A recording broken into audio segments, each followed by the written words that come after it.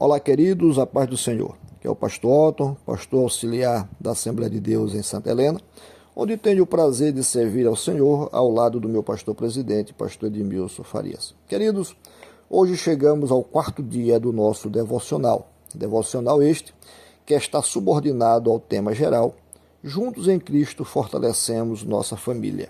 E o tema de hoje, o grande segredo do sucesso familiar. Texto bíblico, Tiago, capítulo 5 e o verso 16, parte B. E orai uns pelos outros. A nossa meditação é a seguinte.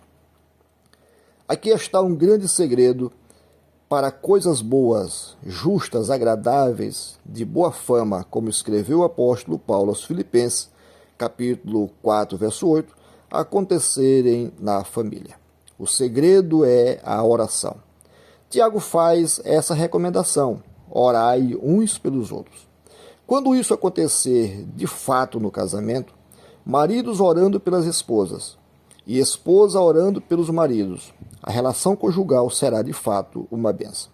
Imagine como a relação entre pais e filhos tomaria uma nova dimensão se pais intercedessem mais pelos filhos e estes pelos pais.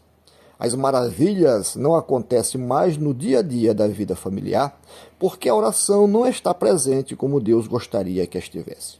Maridos e esposas devem orar, em primeiro lugar, para que Deus coloque em seus corações o desejo de viverem as responsabilidades que cada um tem na vida a dois. Efésios 5, 22 a 33.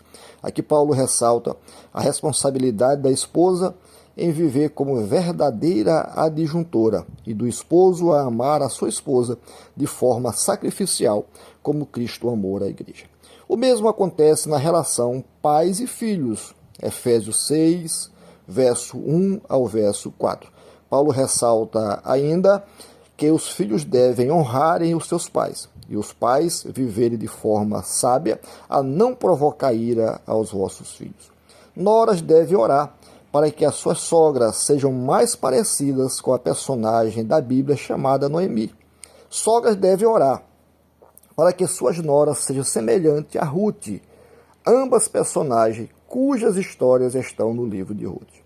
Maridos e esposas devem orar uns pelos outros para que não ceda às tentações que todos os dias batem à porta. 1 Pedro 5 e 8. Muitas vezes, há frustração na família, porque tentamos mudar o outro usando as nossas próprias estratégias e força.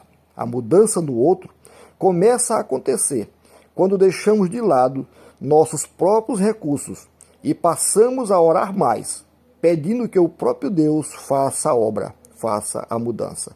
Zacarias, capítulo 4 e o verso 6, onde ele diz, não por força nem por violência, mas pelo meu espírito, diz o Senhor.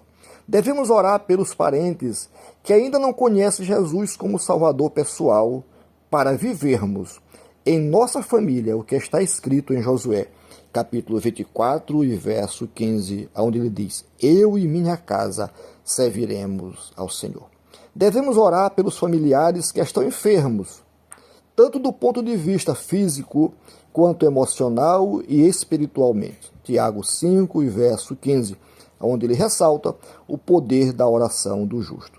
Devemos orar pelas crianças em nossa família, para que cresçam e andem nos caminhos do Senhor. Provérbios 22 e 6. Ensina o menino no caminho que deve andar, e quando envelhecer, não se desviará dele.